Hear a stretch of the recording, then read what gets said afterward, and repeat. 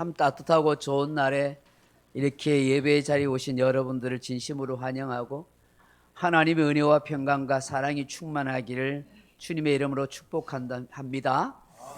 예배할 수 있다는 것이 얼마나 복인지요. 다른 곳에 가지 아니하고 주의 날을 기억하면서 하나님을 예배할 수 있는 참 복된 인생 된 것 진심으로 축하합니다. 오늘 요한복음 2장 1절로 11절 말씀 가지고 가나 혼인 자체의 첫 표적이라 하는 제목으로 함께 은혜의 말씀을 나누고자 합니다.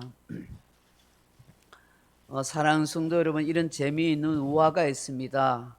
숲속을 어슬렁거리던 호랑이 한 마리가 큰 대자로 누워서 일광욕을 즐기고 있던 고슴도치를 발견했습니다. 호랑이는 속으로 쾌재를 불렀습니다. 그러면서 이렇게 말했습니다. 마침 잘 됐군. 오늘 점심은 저 녀석으로 해결해야 되겠다. 그렇게 호랑이는 생각했습니다. 고슴도치가 눈치채지 못하도록 호랑이가 살금살금 다가갔습니다. 하지만 약삭빠른 고슴도치가 어느새 눈치를 채고 바짝 긴장했습니다. 자신을 공격하려 오는 호랑이 앞에 가만히 당할 수는 없지 않습니까? 고슴도치는 자기의 가시를 몽땅 세우고는 몸을 동그랗게 말았습니다. 호랑이는 한 입에 이 고슴도치를 삼키려다가 그 날카로운 고슴도치의 가시에 찔리고 말았습니다. 결국 호랑이는 비명을 지르면서 이리저리 날뛰다가 입이 피투성이가 된 채 급하게 숲으로 도망쳤습니다. 하지만 하필이면 이 호랑이가 달려간 곳은 뾰족한 가시가 가득한 상수리나무 숲이었습니다. 마구 찔러대는 가시에 정신이 없었던 호랑이는 고슴도치의 소굴로 들어온 줄로 착각해가지고 그냥 바닥에 납작 엎드려서 살살 빌었습니다. 고슴도치님 제발 살려주세요. 잘못했어요. 호랑이는 체면도 벗어 던지고 그렇게 싹싹 빌 뿐이었습니다. 아마 웃자고 누군가가 지어낸 우화인 것 같은데 이 이야기 속에서 우리에게 시사하는 바가 있는 것 같습니다. 우리 속담에 자라보고 놀란 것은 소뚜껑 보고 놀란다 하는 그런 이야기가 있지 않습니까? 과거에 내가 경험했던 사고나 사건이 오늘의 내 삶의 트라우마나 상처가 남게 되는 것입니다. 우리가 경험했던 모든 것들이 때로는 고정관념이 되어서 편견으로 자리매김할 때도 있다 하는 것입니다. 우리의 행동에 족쇄를 채우는 것은 언제나 자기 자신이 만들어낸 고정관념입니다. 사람들은 흔히 잘못될지도 모른다는 불안감이나 과거의 기억에 사로잡혀서 새로운 일을 시도해 보지조차도 않을 때가 많습니다. 이와 같은 고정관념이나 지레짐작, 편견을 우리가 가질 때가 참 많다 하는 것입니다. 그것 때문에 우리에게 주어지는 수많은 기회나 기적을 놓치고 살 때가 있다 하는 것입니다. 사랑하는 성도 여러분, 여러분은 어떻습니까? 고정관념 속에 사로잡혀 사는 것은 없습니까? 지레짐작으로 낭패를 본 경험은 없습니까? 내 이성이나 지금까지 살아온 경험으로 그렇게 삶을 그렇게 살아가고 있지는 않습니까? 오늘 본문은 우리에게 중요한 사실을 깨닫게 합니다. 어느 날 예수님께서 갈릴리 가나 혼인잔치에 초대를 받아 갔습니다. 가나는 예수님이 자라나셨던 나사렛과 멀지 않는 아주 작은 마을입니다. 예수님의 어머니 마리아도 그곳에 가고 예수의 제자들도 혼례에 초대되어 갔습니다. 아마 이 혼인잔치집에 마리아가 간 것을 보면 아주 가까운 사이거나 친족인 것 같습니다. 예수님의 제자들도 초청한 것을 보면 그 제자들을 잘 아는 사람들인 것 같습니다. 유대의 혼인잔치는 우리나라와 좀 많이 다릅니다. 우리는 혼인을 한 후에 잔치를 열지만 유대 문화는 잔치를 한 후에 혼인을 뒤늦게 합니다. 요즘처럼 결혼식과 피로연을 2-3시간 만에 끝내는 것 아닙니다. 유대 문화에서는 보통 며칠씩 그런 결혼 잔치를 합니다. 대개 일주일씩 하거나 좀 부잣집은 2주간 그렇게 잔치를 한다고 합니다. 주로 낮에는 활동이나 일상생활하고 밤에 모여서 잔치를 하고 밤늦게 혼인 예식을 그렇게 거행합니다. 이스라엘 나라가 있는 팔레스틴 지방에는 낮에는 몹시 덥기 때문에 서늘한 저녁에 주로 혼례 예식과 잔치를 한다 하는 것입니다. 사랑하는 성도 여러분, 이 당시 유대 사회의 결혼 잔치나 축제는 큰 행사 같은 일입니다. 마을 잔치와 같은 일입니다. 7일간 잔치를 연다고 하면 얼마나 많은 음식을 준비해야겠습니까? 평소 먹지 않던 음식들도 잔뜩 준비해야 할 것입니다. 또한 손님이 얼마나 올지 모르기 때문에 충분히 생각해서 음식 준비를 해야 합니다. 특히 유대 사회에서 빠질 수 없는 것이 바로 포도주입니다. 잔치에 흥을 돋구어주고 사람들에게 즐거움을 주는 음료와 술이기 때문입니다. 마치 전라도에서 홍어가 없으면 잔치집이 아니라고 말하고 포항에 가메기가 빠지면 말을 하지 말라 하는 그런 것과 같습니다. 아마 충분히 잔치 날을 위해서 포도주를 준비했을 것입니다. 그런데 예상치 못한 일이 발생한 것입니다. 포도주가 떨어져 가는 것입니다. 생각보다 많은 손님이 왔는 것 같습니다. 아마 예상치 못한 손님들이 왔든지 예상한 것보다 잔치집에 온 손님들이 포도주를 많이 마셨는지 이 포도주가 모자라게 된 것입니다. 분명히 당황스러운 사건이 생긴 것입니다. 낭패입니다. 유대 사회에서 잔치집에 음식이나 포도주가 모자라서 더 이상 잔치를 진행할 수 없다면 굉장히 수치스러운 일입니다. 두고 그 집이 흉물, 손가락질을 당하게 됩니다. 지금 이런 상황이 벌어진 것입니다. 사랑하는 성도 여러분, 여러분의 삶에, 여러분 가정에 또 혹시 결혼 예식을 해서 음식을 준비했는데 이렇게 모자라서 낭패를 당한다면 어떠하겠습니까? 오늘 본문 속에서 이 사건 속에서 우리는 중요한 삶의 지혜와 깨달음을 발견하게 됩니다. 그것이 무엇일까요? 그 첫째가 마음의 스펀지, 마음의 쿠션, 마음의 여백을 가지십시오라고 하는 것입니다. 우리가 사는 세상은 전혀 예상치 못한 일이 참 많이 발생할 수 있습니다. 돌발 변수가 얼마나 많은 세상입니까? 모든 것을 철저하게 준비해 놓았다고 하는데도 예기치 못한 일이 발생하고 모자람이 생깁니다. 전혀 상상하지 못하는 일이 발생합니다. 이것이 바로 우리의 인생이고 우리네 삶인 것 아니겠습니까? 우리는 언제나 이러한 것을 생각하면서 살아가야 합니다. 왜 나에게 이런 일이 생기느냐고, 왜 나만 이런 어려움과 고난을 겪느냐고 말하지 마십시오. 왜 이렇게 모자람이 많지라고 생각하지도 마십시오. 다들 자기 인생에서 생각지도 않고 못하고 예상치도 않았던 변수와 어려움을 다 만나고 겪고 그렇게 살아간다는 것입니다. 다 알지 못해서 그렇지 나름대로 인생 사연을 안고 사는 것입니다. 그러므로 우리가 항상 가져야 할 생각들은 그럴 수도 있겠구나, 그럴 수도 있지라는 수용성 있는 마음인 것입니다. 그게 필요합니다. 이런 마음이 있어야 우왕좌왕하지 않고 더 큰 낭패에 빠지지 않게 된다고 믿습니다. 바른 판단력을 잃지 않게 됩니다. 수습할 수 있는 길을 찾게 되는 것입니다. 호랑이에게도 물려가도 정신만 차리면 산다고 하지 않습니까? 저는 그럴 수도 있겠구나, 그럴 수도 있지라는 이런 수용성 있는 마음이 바로 마음의 스폰지, 마음의 쿠션, 마음의 여백이라고 부르고 싶습니다. 외부의 충격을 받았을 때 스폰지는 팍 깨어지지 않습니다. 쑥 들어가시만 조금 있으면 다시 원상 회복됩니다. 쿠션도 그렇고 마음의 여백도 마찬가지입니다. 욥이 엄청난 고난을 당할 때 어떤 반응을 합니까? 주시니도 여호와시요 거두시니도 여호와시니 여호와 이름이 찬송을 받으실지니다 하고 이 모든 일에 욥이 범죄하지 아니하고 하나님을 원망하지 않더라고 하였습니다. 이런 고백이 정말 멋있는 고백처럼 보입니다. 시편 3편 5절에 보면 내가 누워 자고 깨었으니 여호와께서 나를 붙드심이로다. 천만인이 나를 애워 산다고 할지라도 나는 두려워하지 아니하리로다. 시편 4편 8절에 내가 평안히 눕고 자기도 하니니 나를 안전히 살게 하신 이는 오직 여호와이시니이다. 다들 이렇게 고백할 수 있는 것은 마음의 스폰지, 마음의 쿠션, 마음의 여백 같은 신앙심이 있기 때문이라고 저는 믿습니다. 포도주가 떨어졌을 때 호는 잔치를 여는 신랑과 신랑집에서는 큰 충격과 혼란이 생겼을 것입니다.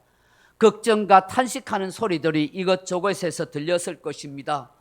손님들은 몰라도 거기 일하는 하인들이나 접대하는 분들은 어찌할 바를 몰라 했을 것입니다. 이미 포도주통에서 포도주가 동이 났기 때문입니다.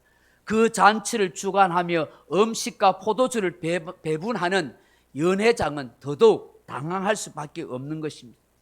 그 순간 어떤 일이 생깁니까? 마리아가 등장합니다.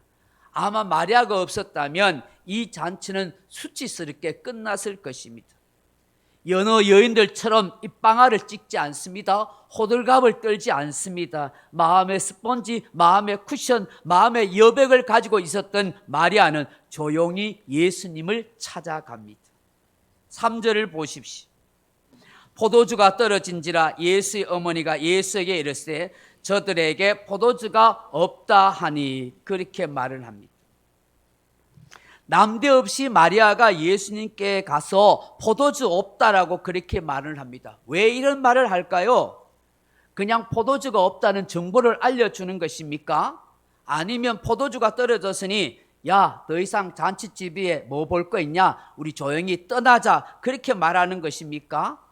그 잔치집 주인 입장을 생각해서 하는 말이 아닙니다. 예수님께 뭔가를 기대하는 말을 하는 것입니다. 요청을 하는 것입니다. 여기서부터 놀라운 일이 시작되는 것입니다. 사랑하는 성도 여러분, 오늘 이 급박한 이 세상 속에서는 정말 예상치 못한 일이 발생하는 것입니다. 이러한 상황과 현실이 있음을 우리는 인정하는 마음을 가져야 합니다. 우리가 수용성의 마음을 가져야 합니다. 마음의 스폰지, 마음의 쿠션, 마음의 여백을 가지도록 하십시오. 그래야 스트레스 받지 않고 쓰러지지 않습니다.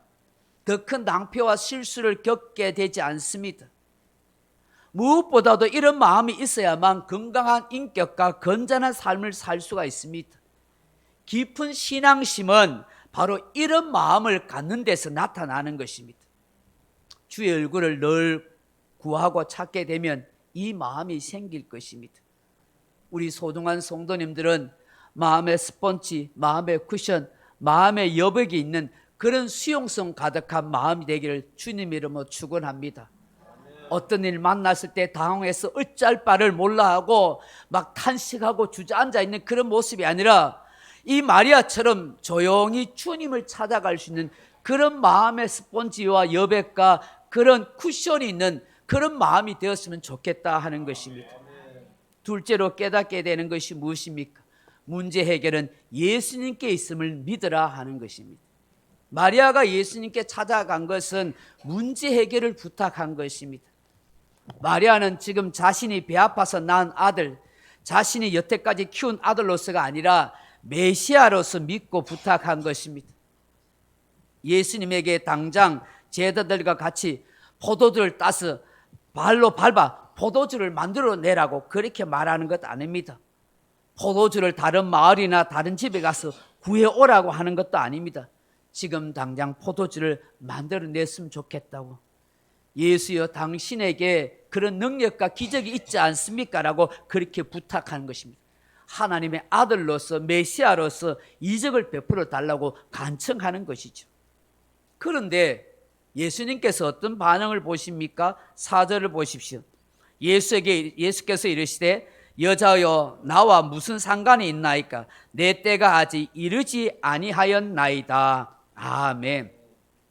여기 여자여 하는 말은 귀나이 하는 말인데 여인을 아주 존칭해서 부르는 말입니다. 왕비여 혹은 기부인이여 라는 뜻입니다. 지금 예수님은 어머니 마리아에게 버릇없이 여자여 그렇게 부르는 것 아닙니다. 하나님의 아들로서 메시아로서 그렇게 마리아를 대하는 것입니다. 예수님께서 십자가에서 돌아가실 때에 그 마리아에게 이런 말 하지 않습니까? 여인이여 당신의 아들입니다. 요한을 그렇게 부르라고 그렇게 이야기하지 않습니까? 예수님은 포도주가 떨어진 것을 부탁하자 지금 그것이 나와 무슨 상관이 있느냐고, 내하고 상관없다고, 그리고 내 때가 아직 이르지 아니했다고 그렇게 말합니다. 이 말은 예수님이 지금 하나님의 아들로 메시아로서 자신을 드러낼 때가 아니라 하는 것입니다. 지금 구속주로서 사람들에게 표적과 이적을 행할 때가 아직 아니다라고 그렇게 말하는 것입니다. 예수님은 마리아의 말에 이런 지하에 거절한 것입니다. 그런데 마리아가 어떤 반응을 합니까? 에이, 실망이다. 내 그럴 줄 알았다. 어찌 어미의 말을 그렇게 박절하게 거절할 수 있니? 예수, 너 정말 실망이야. 획 돌아서지 않습니다. 포기해버리지도 않습니다. 눈물을 질질 짜지도 않습니다. 5절을 보십시오. 그의 어머니가 하인들에게 이르되 너에게 무슨 말씀을 하시든지 그대로 하라 하니라, 그렇게 말씀합니다. 하인을 불러다가 야 하인들아, 예수님이 무슨 말씀하든지 그대로 해 하고 그렇게 알려주는 것입니다. 무슨 말씀입니까? 예수님께서 어떤 일을 분명히 하실 것이라고 믿고 알았던 것입니다. 얼마나 대범한 믿음입니까? 여기에서 우리에게 중요한 영적인 교훈과 깨달음을 던져줍니다. 한두 번 기도하고 응답 없다고 쉽사리 포기하지 말라는 것입니다. 믿음으로 이루어질 줄 알고 기다리라는 것입니다. 예수님께서 뭐라고 말씀합니까? 마태복음 21장 22절에 너희가 기도할 때 무엇이든지 믿고 구하는 것은 다 받으리라 하시니라. 누가복음 18장에 항상 기도하고 낙심 말아야 할 것을 비유로 말씀하지 않습니까? 불의한 재판관과 억울한 과부 비유를 통해서 분명히 주님이 말씀하셨습니다. 하물며 하나님께서 그 밤낮 부르짖는 자의 택하신 자들의 원한을 풀어주지 않겠느냐, 오래 참으시겠느냐라고 말씀하셨습니다. 야고보 사도는 우리에게 이런 말씀을 전합니다. 야고보 1장 6절 오직 믿음으로 구하고 조금 더 의심하지 말라. 의심하는 자는 마치 바람에 밀려 요동하는 바다 물결 같으니 이런 사람은 무엇이든지 주께 얻기를 생각하지도 말라. 두 마음을 품어 모든 일에 정함이 없는 자로다라고 그렇게 말씀합니다. 마리아는 주님 옆에 비록 거절당하는 것처럼 보여도 예수님의 신실하신가 그 인자하신 성품을 믿고 역사하실 때까지 기다리려고 했던 것입니다. 그래서 그 하인들에게 그렇게 말한 것입니다. 마리아는 지금의 이 문제 해결은 예수님밖에 없다는 사실을 그렇게 믿었던 것입니다. 그래서 예수님이 거절함에도 불구하고 포기하지 않고 이 하인들에게 그렇게 말했던 것입니다. 이런 마리아의 믿음에 예수님께서 어떻게 행하십니까? 아직 주님의 때가 멀었다고 함에도 불구하고 마리아의 믿음을 보시고 그 잔치집의 곤란한 상황을 보시고 일하시고 역사하지 않습니까? 물이 포도주가 되도록 바꿔주지 않습니까? 오늘 우리에게 믿음의 기도가 얼마나 중요한지를 보여주는 것입니다. 모든 문제 해결은 예수님께 있습니다. 그 예수님께 간절하게 구하십시오. 당장 거절하는 것처럼 보여도 한 번, 두 번, 세 번, 네 번 기도해도 응답이 없는 것처럼 보여도 그 예수님의 신실하신가 인자하심을 믿고 그 예수님의 성품을 믿음으로 기대하고 기다리고 구할 수 있기를 바랍니다. 의심하지 않으면, 조급해하지 않으면 때가 되면 주의 은혜의 역사가 이루어지는 것을 보게 될 것입니다. 중요한 것은 여러분의 믿음입니다. 믿음으로 주님을 기대하는 것입니다. 할렐루야. 셋째로 깨닫게 하는 것이 무엇입니까? 고정관념에 구속되지 말라 하는 것입니다. 고정관념에 구속당하지 말라는 것입니다. 피터, 샘, 존슨이라는 세 사람이 있었습니다. 이 세 사람은 대학 동기 동창생입니다. 학교를 졸업한 후에 각자 취업을 해서 직장을 얻게 됐는데 도시에 살다 보니까 여의치 못해서 이 세 사람이 한 집에서 같이 살게 되었습니다. 하루는 피터가 회사에 출근했다가 중요한 서류를 집에 놔두놓고 왔다는 것을 알게 되었습니다. 그래서 오후에 급하게 차를 몰고 자기 집에 왔습니다. 근데 차를 몰고 집 앞에 도착해서 딱 생각해 보니 집 열쇠를 회사에 두고 안 가져온 것입니다. 아차차 한 것입니다. 이게 참 낭패가 아닙니까? 초조한 마음으로 시계를 들여다보다가 다시 회사로 돌아갈까? 그 회사까지 가는데 한 두세 시간 걸립니다. 그래서 혹시나 친구가 오지 않을까 하고 그렇게 기다리고 있었습니다. 근데 마침 그때 쌤이라는 친구가 집에 오고 있었던 것입니다. 너무 반갑게 생각했습니다. 쌤, 어서 와. 그 쌤이 그렇게 집에 돌아온 이유는 오늘 밤에 어떤 여자친구와 데이트를 하려고 옷을 갈아입으려고 그렇게 오고 있었던 것입니다. 그래서 쌤에게 말하기를, 쌤, 너 열쇠 가지고 있지? 빨리 문 열어 했었습니다. 쌤이 알았어 했더만은 또 호주머니를 보니까 아차차, 쌤도 오늘 데이트한다는 그 기쁨에 급하게 달려오다 보니까 회사의 겉옷에 그 열쇠를 두고 온 것입니다. 둘 다 낭패가 된 것입니다. 아이고, 이를 어쩌나 하고 그 자리에 주저앉아가지고 한숨 쉬고 있습니다. 다시 회사까지 몇 시간 동안 차를 몰고 가려니 이 데이트 시간도 늦어지고 또 중요한 서류를 가져다 주는 것도 늦게 되고 고민이 이만저말이 아닙니다. 그런데 마침 그 문에서, 집에서 누가 문을 뚝 열고 나오는 것입니다. 존슨이 집에서 나오는 것입니다. 그래서 깜짝 놀란 피터와 샘이, 아니 존슨, 너 집에 있었어? 하니까 오늘 몸이 좀 피곤해서 하루 휴가를 냈었어. 그런데 잠을 자다 보니까 내가 깜빡했지 뭐야. 문을 잠그지 않고 그렇게 잤던 것 같아 하고 그렇게 이야기한 것입니다. 그때서야 이 피터 샘이 그렇게 깨달은 것입니다.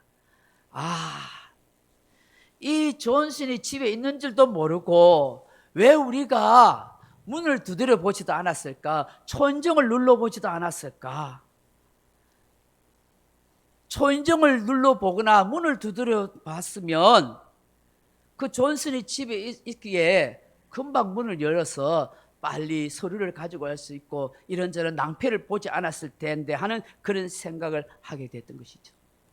피터는 다만 자신이 열쇠를 가지고 있지 않다는 이 사실 때문에 당해서 아무런 시도도 해보지 않았던 것입니다.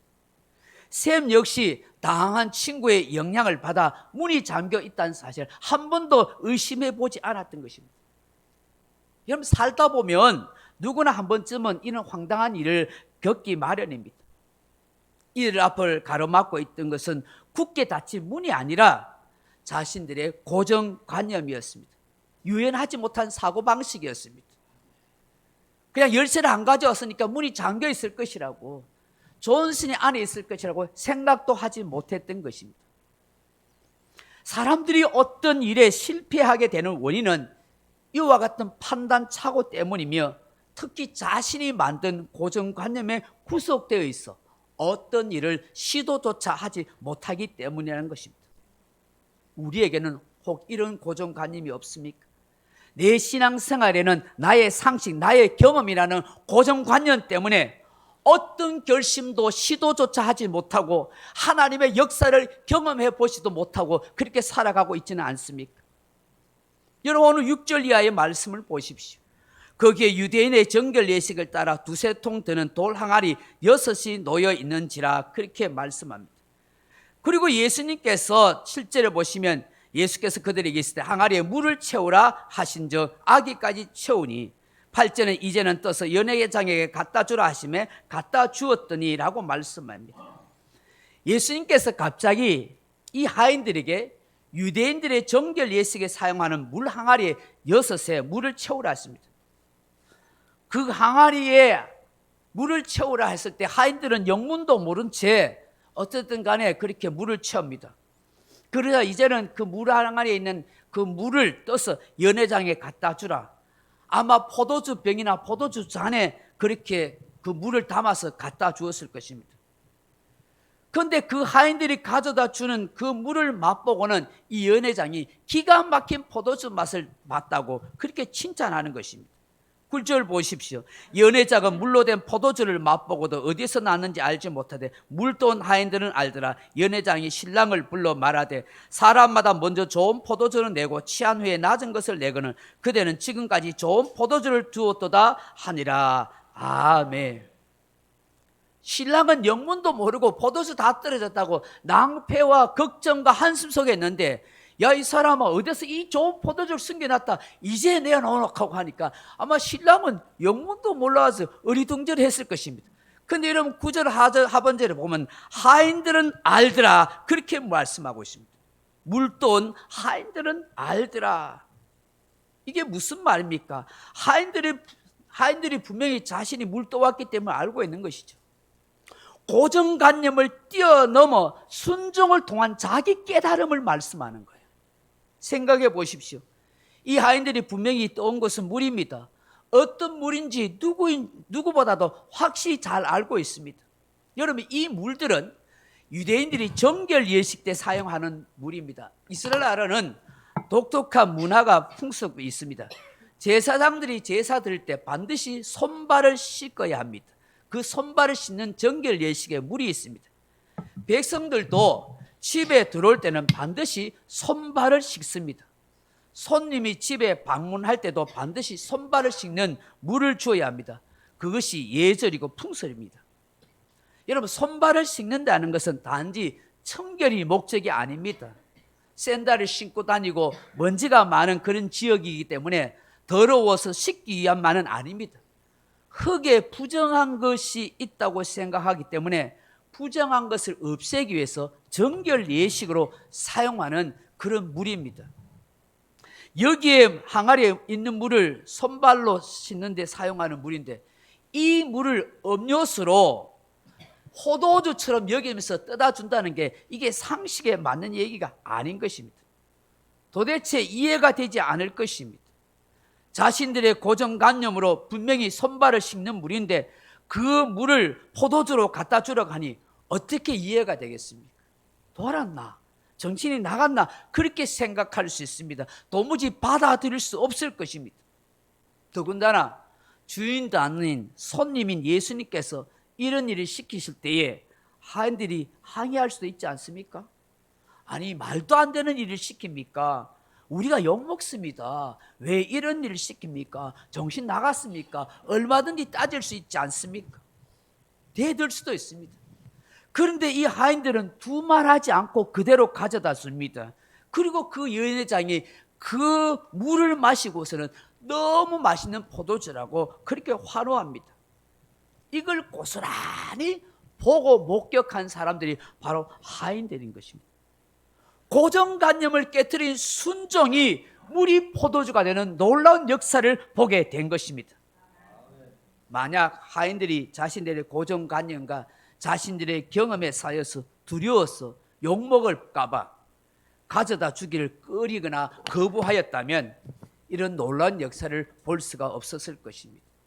고정관념에 사로잡혀 시도해보지 않는 사람은 그 어떤 일도 경험하지 못하는 것입니다. 기억나십니까? 예수님이 갈릴리 바다를 노저 가다가 제자들이 풍랑을 맞지 않습니까? 제자들이 갈릴리 바다를 쭉 갈 때 막 그 풍랑을 만나요. 그때 예수님은 산에서 기도하고 계셨어요. 풍랑을 만난 제자들이 죽을 힘을 다해서 파도와 싸우고 있었습니다. 그걸 아셨던 예수님이 그 밤에 물 위를 걸어오셨습니다. 캄캄한 밤에 예수님이 물 위를 걸어오시니까 제자들이 유령이라고 혼비백상하지 않습니까? 그때 예수님이 내다 안심하라 그렇게 말하죠. 그 순간 베드로가 어떻게 합니까? 대뜸 말하기를 예수님이시면 나로 하여금 물 위를 걸어오게 하십시오. 그때 예수님이 물 위를 걸어오라 합니다. 베드로는 앞뒤 가리지도 않고 그냥 물 위에 뛰어듭니다. 그런데 걷습니다. 예수님이 말씀한 대로 그렇게 된 것입니다. 만약 베드로가 사람이 어떻게 물 위를 걸을 수 있어? 물 깊이가 얼마나 되는데 이게 과학적으로 이성적으로 상식적으로 그렇게 생각했다면 그는 그 고정관념에 사로잡혀서 물 위를 걸을 시도도 해보지 않았을 거고 물 위를 걷는 경험을 그 누구도 해보지 못했을 것입니다. 이런 고정함을 뛰어넘어서 주님의 말씀을 믿고 나아갈 때 무리를 걸어보는 그런 최초의 전무후무한 그런 경험을 했던 것입니다. 오늘 우리의 고정관념이 얼마나 하나님의 역사를 가로막고 있거나 기회를 놓치고 있다 하는 것을 우리는 생각해야 하는 것입니다. 우리의 삶뿐만 아니라 우리의 신앙에서도 고정관념에 구속당하지 아니해야 됩니다. 탈피하고 벗어나야 합니다. 지금도 살아계신 하나님은, 우리 예수님은 얼마든지 놀랍고 귀한 역사를 행하고 이루시는 분이기 때문에 우리가 너무나 상식적으로, 이성적으로, 세상 현실적으로, 환경적으로 신앙생활을 한다면은, 그런 고정관념에 사로잡혀서 신앙생활을 한다면 하나님이 나에게, 우리의 삶에, 우리 가정에 얼마든지 기회와 역사를 주시는 것을 여러분 경험할 수 없는 것입니다. 이 고정관념을 깨트리십시오.